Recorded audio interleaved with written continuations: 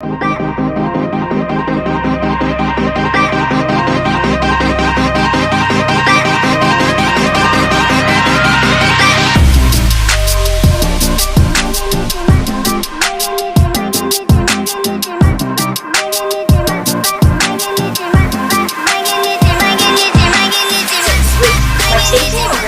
stage name. Unless you want everyone to know. Okay. My name is Sweet X Melody. That was my original. That's my webcam name, and then my modeling name for more professional film and pictures is Melody Wylde. How long have you been in the industry for? About almost a year. It will be a year in October. Okay. Wow. How did you get into all of this? How did you get your start? Well, I had a roommate, and I was working 2 jobs already. I was working full-time at both jobs, and I was telling my roommate, even though I'm working both jobs, I'm still hardly meeting ends meet, and I'm having a hard time.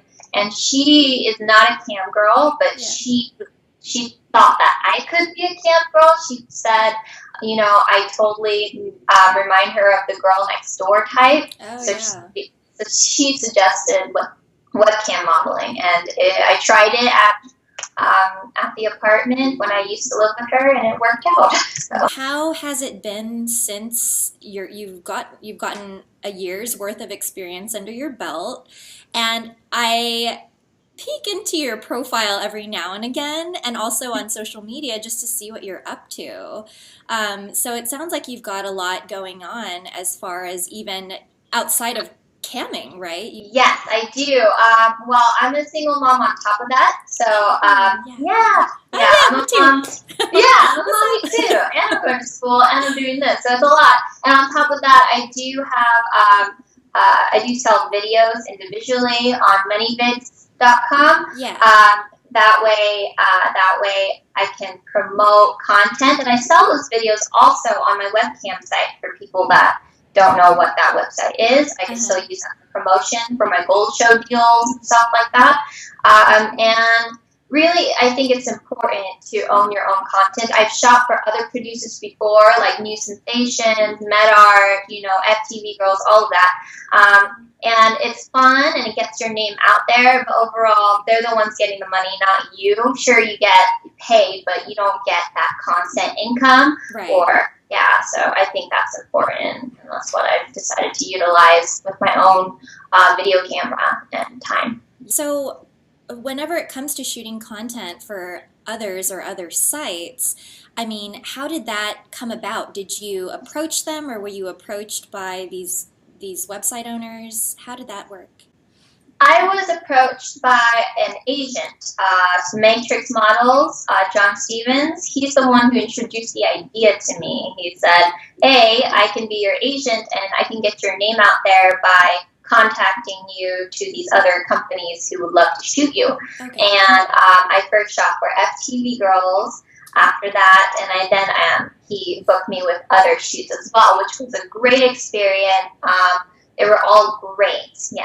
Wow. So wait, which came first then? Did you start off on cam, and then you started venturing more into these other realms, right? Mm-hmm. Okay. I started off on cam, and the agent came to me. He actually came into my chat room and took me private.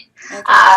And he took me private, and his username was Matrix Models. And I was like, okay, I start taking my clothes off, all normal. He's like, hey, I think you can be a model, like a real model. I'm like, oh, thank you, you're so sweet, haha. Is it because you like my body? And I start flirting with him because I think he's a regular client. And he's like, no, I'm serious. Let me be your agent, and here's my website. Call this number, submit an application here, and that's how it goes. Oh, okay. Did you know any other models or other girls or guys at the time that were doing something similar that you could kind of like give me a reference or give me some information? No, not at all, actually. I found it on Craigslist. So my roommate told me to start webcam modeling, and she told me to search it on Craigslist. So I went on Craigslist and I found a link. So, There's no shortage, apparently, of these ads on Craigslist, right? Or it's yeah. like usually like some obscure title, and then it's like, yeah, become a webcam model today or something. Yeah, pretty much. Yeah. So, do you have, I mean, obviously the experience on both cam and shooting pre-recorded content is very different. So, do you have a preference? I like the interaction that I get when I'm camming, Yeah. but I also like making videos and then just selling it myself and then have the cash rolling in while I'm doing my homework, Yeah. Because Passive income, right? yeah, Right. that's nice. But again, I still like getting on cam and interacting and getting the instant income as well. Right. But I think having a balance of both is always good. Yeah, absolutely. It seems like these days, and also like all of the people I talk to, it's just obviously diversifying yourself as much as possible is the biggest way that you can get your name out there and get more followers and more people into your chat room and that kind of thing, right? Exactly. That's completely right. And also another huge thing is not just diversity yourself, but interaction. Actually talking to your customers, responding to them. Yeah. Staying in touch on social media and all of that. So they can personalize with you outside of just work. It's just like any other job when you're working in a furniture store or a Starbucks store. Your customers, you want to build rapport, you want to build a relationship. That's how I see webcamming as well. I literally don't see it as like porn. I see it as customer relations, just like with every other job I've had. That was normal. That's an interesting perspective, and I'm glad that you said that because it seems like I attend these adult industry conventions a lot, and camming is obviously the big thing. It has been for a number of years, but particularly it's become a huge topic of discussion in all of these adult industry trade shows and conventions. So it has been likened to like film, like adult film. But yeah, I'm glad that you mentioned like it's not really the exact same as like what mainstream and the general public knows as like porn, right? It's a I very agree different with experience. that because there's so much variation with it, so much interaction, so much personalization, and it's live. Right. You're talking to these people live, just like if I'm working at a call center, which I've worked at a call center before too. You're picking up the phone, and even though you're not seeing the person, you still have to personalize and still build a rapport with them, and even maybe keep in touch with your work email to work through their problems or whatever you need. Right. And in this case, I might not see their face, but they see my face, they see my body. We're voicing to each other, and we're building a relationship with each other for a long-term relationship. Yeah. Have you made, or do you feel like you've made a lot of deeper connections with some of your customers that come into your chat room versus just For like sure. a one-off here and there? Yes, definitely. I've never met any of them in person yet. I will be doing magazine signings next week, hopefully, as long as nothing comes up last minute. But next week I'm supposed to be in Fresno signing magazines for Hustler because I was featured in their magazine. I won Beaver Hunt of the Year. Yay! Woo! Congratulations. That was amazing, by the way. That was exciting. I was surprised. But yeah, I'm hoping to meet some of my clients for the first time next week when I'm in California. That would be cool. But yes, I do feel like I've made deeper connections with them. Those are the people that I will actively respond to, even if they're not giving me money. I will respond, and if they ask me how my day is going, I'll tell them and ask them about how their day is going. We built a friendship almost. Yeah. So maybe for some of the newer models that are just getting into this and they kind of need some pointers about how do I know if maybe this is a potential loyal follower? Are there some key clues? They're always nuts, First of all, don't go for guys that put you down and beg. Guys that really respect you, and even females that respect you, will respect you, and they won't beg, they won't insult, they will try to make you laugh, and you'll see them come in regularly. Even if they don't give a lot of money, let's say you do gold shows and they only tip 5 gold. But if they're coming in every single gold show and supporting you and uplifting other people in the room to join your show and vouching for you, that's a big deal too. Yeah. So, yeah, you can't just put a price point on it. You have to go by personality. It's all about personality and feeling who they are as a person, because that matters, and they would appreciate being noticed as a person too, and not just as a dollar sign, Right. Oh, yes, that's such great advice, because I feel like I think maybe a big mistake a lot of people make is they just expect the instant gratification, like, pay me now, and then that's kind of the end of it, right? And maybe to some people that might be their thing, and some people are into that, but then it's like just recycling through people that quickly, I feel like maybe might not help as much as far as maintaining longer term relationships. And I completely agree with that. In my year, I've even had people that used to tip me, not even tip me, but I have this one special customer who would come into my gold shows, and he'll always be the highest tipper. He will outbid anyone in the gold show, even if it's up to like $300, 300 gold or whatever. And then on top of that, he will take me exclusive for almost 2 hours. And my rate is, I believe it's $12.99 a minute right now. So yeah, and they'll go exclusive. Right? Mm-hmm. Oh my goodness. Yeah, and I get taken exclusive and private all the time. My private rate is $8.99, and I have people in the room that say, "Oh my gosh, you're too expensive. I don't believe anyone will pay for that," but they will. You just have to. You can't listen to those, because they're just trying to bring you down to lower your prices and devalue you, which isn't right. So, but yeah, he used to take me exclusive for hours, and we built a relationship.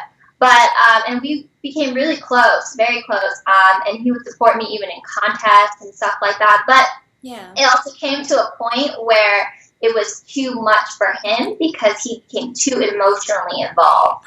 And at that point, I had to tell him, hey, I really respect you as a person, and I appreciate everything you've done for me, but it has to stop if this is going to be painful for you. It has to be equal gratification, and I never want a situation where I'm bringing someone else down. Right. So I did put a stop to that, but anyway, the point is, again, not to look at them as a dollar sign, and that there's billions of people in the world. There's always someone else that's needs your service, and who you can help, and who will help you in return if they're a good person. So it's just looking for good people out there. These people you're entertaining are here, for more than just sex most of the time. And even if they are just there for sex and getting off, that's fine too. Just do your job. Like if someone's only in there for their coffee, give them their coffee, but they'll still tip you. It's just So what is the theme of your show generally like? I mean, are you more of like, let's just go with the flow, or what do you want? Or some people are very specific as to what they will and will not do. How do your shows usually flow, and how are they usually themed? It is case by case. Like I said, I'm a very personal person, and I like to personalize it. So it depends on my crowd and who's the highest tipper. The highest tipper definitely gets most of my attention. But if, let's say, I have a super regular person that I know, a person that is a very good regular of mine, very supportive, I will pay some attention to them too, and listen to their input. So if one person is telling me to put socks on, and another person is telling me to pull my nipple, I'll put socks on and pull my nipple, kind of thing.